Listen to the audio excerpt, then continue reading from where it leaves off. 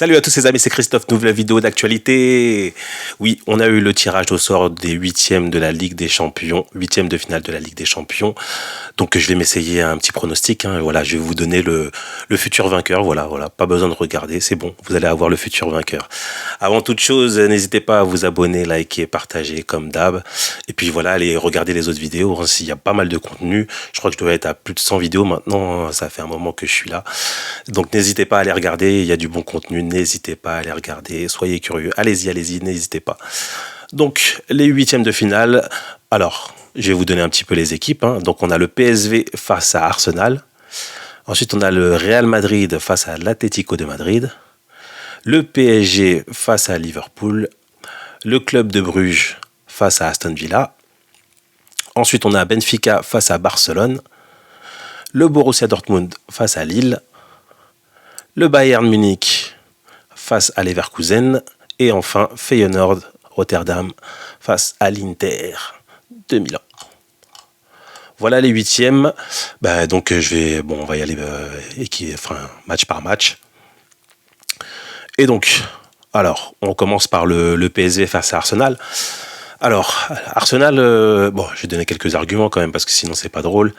Arsenal a perdu pas mal de joueurs là qui sont. Je crois que vous avez Bukayo Saka, je sais pas s'il peut revenir, mais à mon avis il reviendra pas pour les huitièmes, donc ça va être compliqué. Et vous avez eu Kai Havertz aussi, qui était leur titulaire, leur faux neuf titulaire, qui s'est blessé et qui est out pour la saison. Donc c'est deux grosses pertes quand même pour l'équipe, sachant qu'en plus Arsenal il misait beaucoup sur leur 11. Il y a des remplaçants quand même, il y a Jesus sur le banc, etc. Mais le coach, il a pas tant misé sur la rotation et il est plus sur son 11 qui fonctionnait bien. Mais là, avec deux blessés majeurs, c'est un petit peu compliqué. Et face à eux, il y a le PSV Eindhoven qui est franchement une super équipe pour les avoir vus jouer un petit peu contre la Juve. C'est un collectif bien huilé. Et surtout, ils ont Peter Bosz comme coach, un bon coach qu'on a vu à Lyon qui a eu des problèmes à Lyon, mais bon, Lyon, j'ai l'impression que tout le monde a des problèmes là-bas. Et franchement, moi, je trouve que c'est un super coach. Et là, franchement, je dis beaucoup, franchement, je le sais. Elle joue quand même bien cette équipe. Ils ont beaucoup de bons joueurs. Donc, franchement, Arsenal, c'est costaud quand même. C'est vrai que c'est costaud. C'est compliqué. Franchement, vous allez voir que c'est des huitièmes assez compliqués.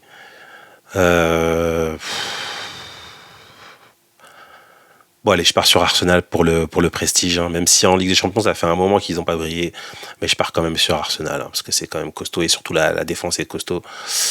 Donc allez, on va dire Arsenal. Ensuite, Real Madrid face à Atlético de Madrid.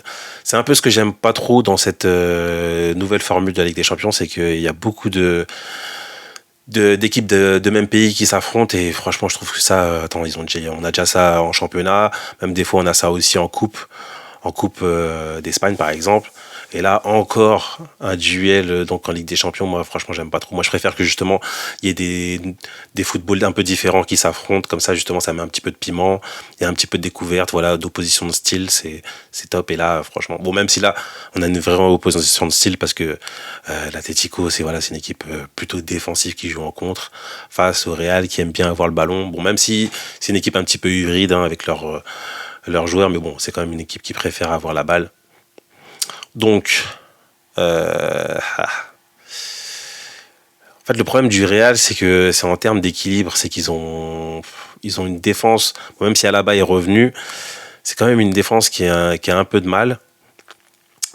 Et un milieu pareil, le milieu, c'est pas aussi costaud qu'avant. Et bon, après, voilà, ils ont une armada offensive qui est absolument incroyable, indécente même. Bon allez, on va partir sur le Real quand même, parce qu'en plus c'est leur compétition, voilà, et puis même quand c'est un petit peu 50-50, voilà, quand ils sont un petit peu pas terribles, il y a toujours un pied qui traîne, voilà, un but de dernière minute, et puis un petit coup de pouce de l'arbitrage, on va dire. Donc, je vais partir sur le Real. Ensuite, PSG Liverpool. Alors là, ça va être hyper costaud parce que c'est deux équipes très en forme. Franchement, je pense que ça fait partie des équipes les plus en forme justement actuellement. Le PSG en plus, bon après il y a eu quand même la blessure de Ruiz, hein, bon, même si Ruiz je le porte pas dans mon cœur. Il y a eu aussi la blessure de Zaïre Emery. Donc deux blessures quand même au milieu, sachant que le milieu c'est hyper important surtout en Ligue des Champions parce que c'est vraiment là souvent que ça se joue. Donc après il y a Doué qui peut repasser au milieu, il y a Ali, mais bon je trouve que c'est des joueurs encore un peu tendres face à Liverpool qui est hyper huilé, hein. Là en plus je crois qu'ils sont au complet là, il y a pas, je crois pas qu'ils aient de blessés. Et c'est une équipe qui tourne et puis en plus ils ont Mo Salah qui est insupportable en ce moment. Bon, ok je suis supporter du PSG mais je vous dis pas, là c'est quand même compliqué. Bon allez. Bon, parce que c'est le cœur qui parle. Et surtout parce que vraiment, ils ont ce jeu que même. Ils ont quand même un caractère supplémentaire comparé aux autres années où tu les sentais s'écrouler. Là, dos au mur, ils donnent tout. En plus, ouais, c'est une équipe assez jeune, donc qui est un petit peu insouciante. Bon, après, ça peut aussi leur faire défaut quand ça se passe mal. Mais je vois qu'il y a du cœur. En plus, on a un Dembélé en feu. Bon, après, c'est vrai qu'après, jouer à Anfield, c'est pas facile. Surtout que le match retour est là-bas. Ouah, ça va être compliqué. Mais allez. Paris. Mais Paris, franchement, s'ils le font, là, il faut aller au bout parce que franchement, bon, après, non, c'est toujours compliqué, surtout quand il y a le Real dans l'histoire. Mais franchement, c'est un sacré morceau Liverpool, hein. Donc le faire, franchement, pour moi, c'est un exploit. Clairement, c'est un exploit. Ensuite, on passe au club de Bruges face à Aston Villa. Donc pareil, hein, deux belles équipes, un petit peu les outsiders, hein, dans le sens où c'est pas des clubs qui ont l'habitude d'arriver à ce niveau-là. Surtout Aston Villa, je crois que c'est une première depuis des années. Entraîné par Unai Emery, hein, qui est un super coach. Et surtout, c'est qu'en plus, ils se sont renforcés avec Rashford et Asensio. Bon, c'est pas les joueurs les plus en forme de la planète, mais ça leur fait un bel effectif, sachant qu'ils ont Watkins aussi qui marche bien en attaque. Face au club de Bruges, pareil, qui a sorti l'Atalanta. Hein. Bon, l'Atalanta a un petit peu diminué. Hein. Ils n'avaient pas Lookman au match aller. Qui les ont un peu pris de haut. Après, ils ont eu ce penalty, on va dire généreux, parce que c'était presque, on n'était pas loin du scandale. Mais c'est comme une équipe qui se bat bien. Et Aston Villa, un super collectif. Bah allez, comme j'aimais bien Unai Emery, on va mettre Aston Villa. De toute façon, je pense que c'est le match le plus ouvert de tous les matchs, hein. Ensuite, on passe au Benfica face à Barcelone. Donc là, j'ai un peu moins de mal à choisir, dans le sens où Barcelone, c'est quand même une grosse équipe. D'habitude aussi, pareil, hein, c'était des histoires de blessés et tout. Là, j'ai l'impression qu'ils sont un peu plus au complet. Face à Benfica, que j'ai trouvé très moyen. Et franchement, si Monaco avait eu un peu plus de maîtrise et surtout d'intelligence, pour moi, ils sortaient Benfica tranquille. Surtout avec les absents qu'ils ont eu, le match qu'ils avaient fait, franchement, avec un petit peu de jugeote, hein, parce qu'il y a eu certaines erreurs individuelles incompréhensibles. Mais Benfica, c'est très moyen. Donc, je vois le Barça passer tranquille. Là, pareil, Borussia Dortmund-Lille. Alors, Lille, franchement, c'est l'équipe surprise, moi, de cette année, parce que dans le sens où, même avec des absents, ils arrivent à maintenir un niveau de jeu franchement incroyable, surtout dans cette compétition. Alors j'espère qu'ils vont récupérer justement leurs blessés. Je sais pas trop où est-ce que ça en est, hein. Mais franchement c'est une équipe très talentueuse. Bon après des fois ils ont des passages à vide, tu comprends pas trop.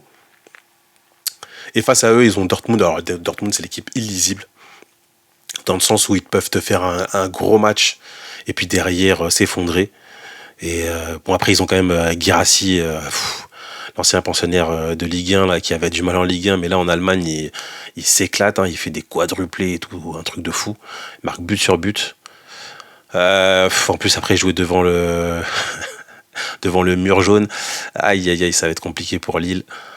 Après ils sont tellement surprenants, mais je vais quand même partir sur Dortmund, hein, parce qu'ils ont l'habitude des coupes d'Europe. Je pense qu'ils peuvent le faire. Désolé pour Lille, mais ce sera Dortmund pour moi. Ensuite, FC Bayern face à Bayer Leverkusen. Alors, je les ai vus en championnat, j'ai vu ce match en championnat, j'ai vu la domination du Bayern sur le Bayern, sur le FC Bayern, bon, Munich, hein. Franchement, moi je vois le Bayern. Alors après, Bayern c'est toujours compliqué parce qu'ils ont beaucoup de turnover, beaucoup de blessés. Et ils ont quand même du mal à conclure les actions, hein, parce que contre le Bayern, ils avaient dominé, hein, ils avaient eu plein d'occasions, mais ils n'avaient pas réussi à concrétiser. Et c'est un peu le péché mignon de cette équipe, hein. Mais avec Florian Wirtz, il est exceptionnel ce joueur, franchement. Aussi jeune, être aussi fort, c'est abusé. Mais et en plus, voilà. Comme je vous ai dit dans les vidéos précédentes, vous avez le chat noir qui joue à Munich en la personne d'Harry Kane. Donc moi, je vois Leverkusen passer, clairement. Et enfin, le dernier huitième, donc le Feyenoord Rotterdam face à l'Inter Milan. Alors l'Inter, je les voyais très gros en début de saison, mais là, je vois qu'ils sont un petit peu décevants. Et surtout, ils n'ont pas beaucoup de marge dans le sens qu'ils gagnent beaucoup de matchs d'un but d'écart, j'ai l'impression. Et bon, là, je pense que ça doit passer contre le Feyenoord, parce que Feyenoord, à la base, ça devait être contre Milan, parce que Milan, c'est vraiment parce qu'ils sont en crise en ce moment.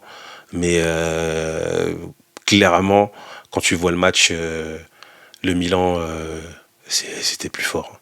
Donc je vois l'Inter s'imposer. Voilà, donc là, on a l'écart. Donc pour l'écart, alors, Arsenal, Real Madrid. Bon, comme je vous ai dit, le prestige prime dans cette compétition. En plus, le Real, dès que ça joue à 50-50, ça passe devant. Arsenal est quand même limité en termes d'effectifs, hein, et surtout, ils ont perdu 2 gros joueurs. Et le banc, la profondeur, elle n'est pas exceptionnelle. Donc, moi, je vois le Real en demi. PSG Aston Villa, bon, ce serait pas mal parce que ça voudrait dire qu'on joue contre Unai Emery. Le problème, c'est que ce coach-là, franchement, tactiquement, il est très fort. Aston Villa, c'est une équipe vraiment qui joue physiquement, qui est pour moi au-dessus du PSG en termes d'impact. Mais bon, le PSG, tactiquement, cette année, franchement, ils font plaisir à voir, surtout en ce moment. Allez, je vois Paris passer contre Unai. Désolé Unai, mais on passe. Ensuite, Barcelone-Dortmund. Le Barça, on le voit très gros, mais quand même, ils ont quelques difficultés quand même, hein, à enchaîner les matchs, surtout, hein, même si en championnat, là, je crois qu'ils sont premiers à l'heure où je vous parle. Mais ils ont quand même certaines défaillances, hein, surtout en défense. C'est vraiment leur milieu et leur attaque qui est vraiment très talentueuse. Et le B4B, quand même, c'est vraiment une équipe illisible, donc voilà. Surtout à domicile, il peut te mettre le feu. Mais bon, allez, je vois le Barça quand même passer. Oula, alors, Bayer Leverkusen, Inter. Alors là, ça va être hyper costaud parce que c'est vraiment 2 grosses équipes, 2 gros collectifs. Là, c'est quand même indécis. En plus, c'est deux équipes quand même qui sont assez maladroites devant le but. Ouais, c'est vraiment aléatoire devant le but. Surtout, c'est que les Leverkusen, des fois, ils se privent des 2 attaquants. Il a Chic et Boniface. Et des fois, ils jouent sans les deux. Je comprends pas trop ce qu'il fait en attaque, le coach. Mais bon, ça reste avec un super jeu. L'Inter, pareil, gros collectif, mais j'ai l'impression que c'est beaucoup les titulaires qui jouent. Donc, c'est ouvert, hein, c'est ouvert pour moi. Mais je sais pas pourquoi, mais cette année, je vois les Leverkusen très gros. Les clubs italiens, je les vois un petit peu pêcher, hein, déjà dans les tours précédents, il y en a beaucoup qui m'ont déçu. Allez, la surprise du chef, le Bayer Leverkusen en demi-finale. Ça fait des super demi. Bon, le Real Madrid-Paris, on en a vu pas mal en Ligue des Champions, mais à ce niveau-là, pas tant que ça. Et bon, franchement, le cœur parle. Si le cœur parle, je mets Paris. Mais le Real, pour les sortir de cette compétition, faut vraiment être très, très, très costaud, comme l'a été Manchester City. Et encore, ça s'est pas joué à grand-chose. Donc, c'est compliqué, cette équipe. C'est très compliqué. Après, je trouve que tactiquement, le PSG est au-dessus. Mais les individualités sont telles. En plus, à mon avis, Mbappé voudra mettre le feu au parc. C'est très très compliqué. Franchement, tactiquement, Paris, je les vois forts. Après, le problème, c'est que dès que les échéances arrivent, bah là, c'est là que tu vois qui est costaud mentalement. Et nous, on a un gardien, c'est vraiment la pièce. Hein. Des fois, il te sort des matchs de dingue. Après, il te fait une boulette. Ensuite, eux, ils ont Courtois, l'Albatros, immense gardien. Voilà, là, ça me fait chier, mais bon. Allez, on va dire Real. Hein. Franchement, c'est leur compétition. Ouais, Real. Je suis dégoûté, mais voilà, j'espère que je me trompe vraiment. Hein. Là-dedans, les pronostics, moi, j'adore me tromper. Hein. Franchement, alors là, vraiment, j'adore. Donc voilà, on verra. Ensuite, Barcelone-Leverkusen. Moi, je les vois, comme je vous dis, hein, Leverkusen, bon, ça se trouve, voilà, ils vont se prendre 3-0 en huitième. Mais moi, je les vois très, très gros. Et le Barça, franchement, c'est très fort devant. Mais j'ai l'impression que derrière, ouais, je le sens pas. Donc moi, je mets Leverkusen, la grosse cote. Leverkusen en finale. Et après, bah, vous connaissez le gagnant. Le Real arrive jusqu'ici. Pour les sortir en finale, c'est compliqué. Mais je les vois encore gagnants. Je vois encore ce putain de Real gagner encore. Oui, oui, c'est le Sam qui parle. Mais ouais, je les vois très gros. Je les vois très gros. En plus, ils ont des individualités de fou. Mais c'est vrai que défensivement, vu que leur armada devant, ça défend pas trop, mais ils ont une telle puissance offensive. Il y a que le Barça vraiment qui arrive à les stopper, mais comme ils sont pas dans le même tableau, bah, c'est foutu. Mais franchement, les Leverkusen, en tout cas, je les vois très gros. Peut-être que je me trompe, on verra bien. Mais bon, ouais, le Real, encore une fois, va gagner cette compétition. Voilà, c'était mes pronos. Dites-moi en commentaire ce que vous en pensez. Hein. Allez, dites-moi votre vainqueur, votre futur vainqueur. Allez, on se mouille, on se mouille. Faut se mouiller un petit peu dans la vie. Faut se mouiller. N'hésitez pas. En tout cas, likez, partagez, commentez. Allez voir le contenu. N'hésitez pas, n'hésitez pas. Et puis, je vous dis à la prochaine, les amis.